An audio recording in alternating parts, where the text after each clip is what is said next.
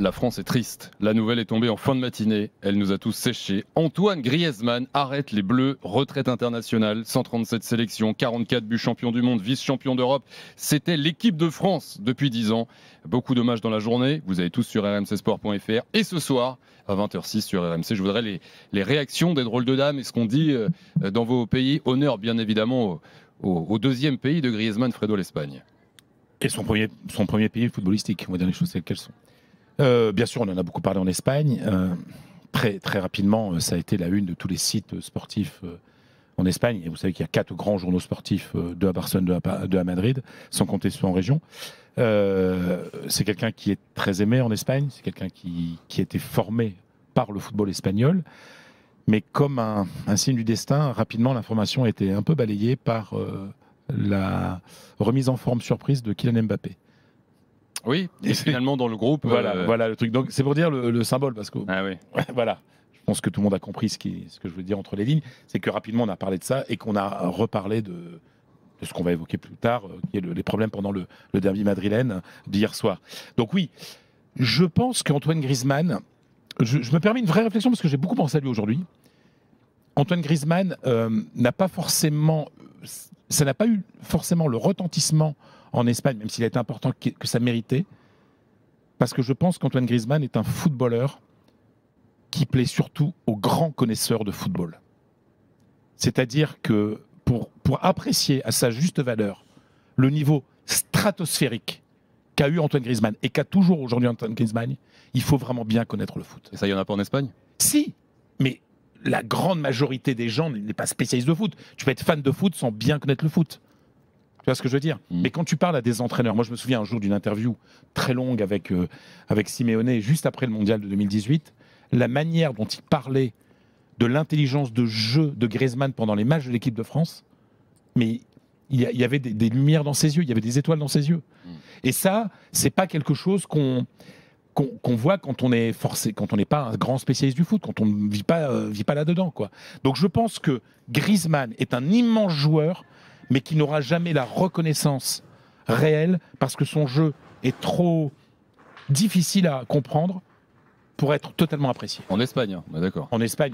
Parce que chez nous, il l'a quand même. Hein. Mais bon. Je vais te dire, si il était reconnu comme ça, il serait capitaine et il serait encore là. Ah oui, mais ça, après, ça dépend. Tu vois ce que je veux dire? Oui, mais ça dépend d'autre chose. Mais immense, c'est l'un des plus grands joueurs de l'histoire de France. Le capitaine. Non, mais il faut dire les choses telles qu'elles sont. Antoine Griezmann est l'un des meilleurs joueurs de l'histoire de France. Oui, bien évidemment. Et je le dis d'autant plus facile qu'on ne se parle plus depuis 4 mois. Depuis 4 ans. Avec Griezmann. Avec Griezmann, on ne se parlait plus, puis à un moment, il m'a bloqué. On a changé de téléphone, il n'a plus répondu à mes messages. Ça arrive, c'est la vie, c'est comme ça. Donc je me sens d'autant plus... il m'a jamais répondu en plus. Ouais, mais moi j'ai eu une relation très, très proche avec lui. À un moment, il a coupé avec beaucoup de gens, dont avec moi, et je le regrette, et voilà, parce que je l'aime beaucoup. Mais voilà, donc je me sens d'autant plus libre aujourd'hui de dire ça. Antoine, si tu nous écoutes, débloque Fred Hermel. Ouais, non, mais je veux dire, le truc c'est que... Non, mais il m'a pas bloqué sur Twitter, mais je veux dire, il répond plus à mes messages. Et puis après, vous savez, les footballeurs, ils changent de téléphone tous les 6 mois. Ouais. Mais mon ex m'avait dit pareil. Non, mais la question c'est de dire, aujourd'hui, moi je suis très triste parce que je pense que Griezmann ne voulait pas partir. Voilà. Est-ce que chez vous, en Allemagne par exemple, Polo, on en a beaucoup parlé, qu'est-ce que toi, ça te fait cette retraite de Griezmann ? Grand classique du football allemand, c'est traité d'une façon informative, donc on sort la dépêche et on sort en 3 mots, Antoine Griezmann arrête sa carrière internationale, mais ça c'est oublié, le débat allemand, après l'Euro 2016, ça veut rappeler la France, l'équipe de France élimine l'Allemagne. Et on a eu un débat en Allemagne très important à l'époque et il ne parlait que d'une seule personne. Rappelez-vous, les Allemands étaient champions du monde 2014, etc. Et c'était une forme de cassure, l'Euro 2016. Et on se posait la question, pourquoi est-ce que l'Allemagne a été éliminée, etc. Là, après, on peut revenir sur le scénario de la demi-finale. Et l'Allemagne disait, mais on est incapable de produire des joueurs comme Griezmann. C'est-à-dire que dans le scénario, dans les joueurs qu'on forme, etc., on ne peut pas produire des joueurs comme Antoine Griezmann et comme le dit Fred très justement. Il est certes français en équipe de France, mais son pays, j'ai presque envie de dire d'adoption, c'est l'Espagne, quoi. Donc c'est son optimum en Allemagne, c'est l'Euro 2016 après. Les Allemands qui disent mais comment se fait-il qu'on n'arrive pas à produire des joueurs comme lui? Donc c'est une forme de reconnaissance très importante. Ensuite, dans le panthéon du foot français, moi, je ne suis pas tout à fait d'accord pour le mettre dans les 3 premiers. Déjà parce que. J'ai pas dit les 3 premiers pour moi. Je dis c'est l'un des meilleurs. Non, mais parce qu'il y en a certains qui le mettent dans les 3 premiers. Parce que moi, je le mets dans les 3 premiers. On oublie beaucoup Raymond Kopa quand même. Ouais. Et la deuxième chose, c'est qu'Antoine est le joueur d'un club. L'Atlético Madrid. Lorsqu'il a été transféré au Barça, à ma connaissance, ça n'a pas été la plus grande réussite du monde, si je me rappelle bien. À la Real Sociedad, il a quand même été très bon. Hein.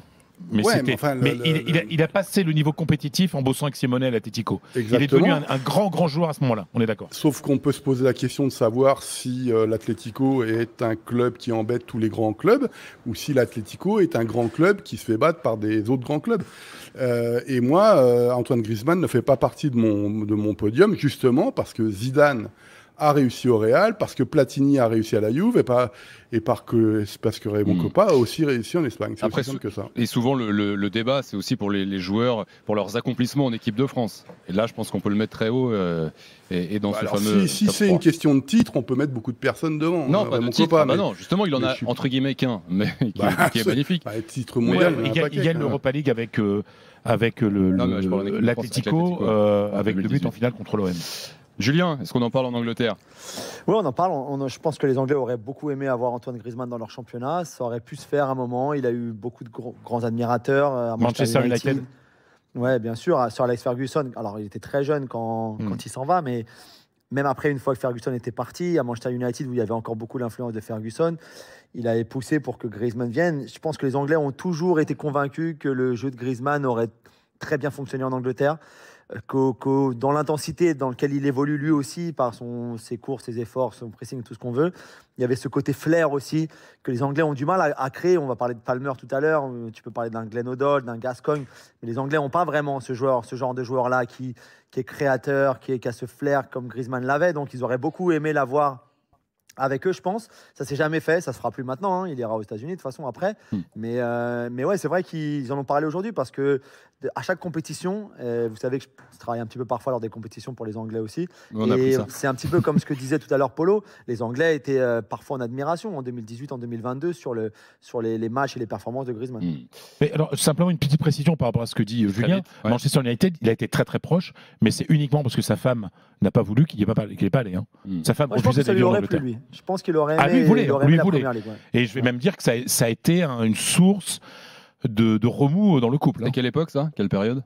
Il y a longtemps. C'était bien avant qu'il parte au Barça. Okay. Hein, c'était au moment. C'est avant la Coupe du Monde. Enfin, 2016 peut-être, un truc comme ça. Je crois que c'était 2015-2016. Ouais. Antoine Griezmann, vu d'Italie, Johan. Joueur très apprécié, joueur qu'aurait bien aimé avoir la Nazionale pour le coup. Joueur créatif évidemment, joueur aussi bagarreur. Cette polyvalence-là et en tout cas cette capacité à faire les deux phases de jeu était très appréciée. En Italie, il y a des commentateurs et j'ai regardé le Pays-Bas-France de l'Euro à la télé italienne et très souvent dans les actions, ils ne l'appelaient pas Griezmann mais le petit diable. Surnom un peu affectueux qu'ils avaient envers lui.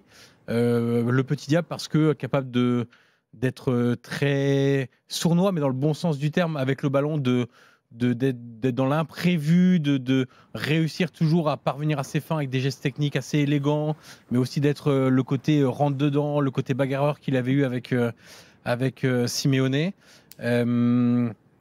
Joueur majeur, je concède assez le côté puriste, pour les puristes essentiellement, parce que pas un joueur si spectaculaire que ça pour beaucoup qui préfèrent les joueurs très dribbleurs, très 1 contre 1, très vitesse, très frappe de 30 mètres en lucarne, pas forcément ce type de joueur-là, beaucoup plus fin, raffiné, beaucoup plus pour les puristes. Et effectivement, comme Polo, hein, c'était par contre traité de manière très informative. Mais après, quand on discute avec des journalistes qui ont un petit peu plus de bouteilles et qui s'intéressent vraiment au football, c'est un mec qui est tout en haut. T'es d'accord avec moi? Ouais, plutôt. Ouais. C'est un joueur qu'on apprécie quand on connaît vraiment très bien le foot.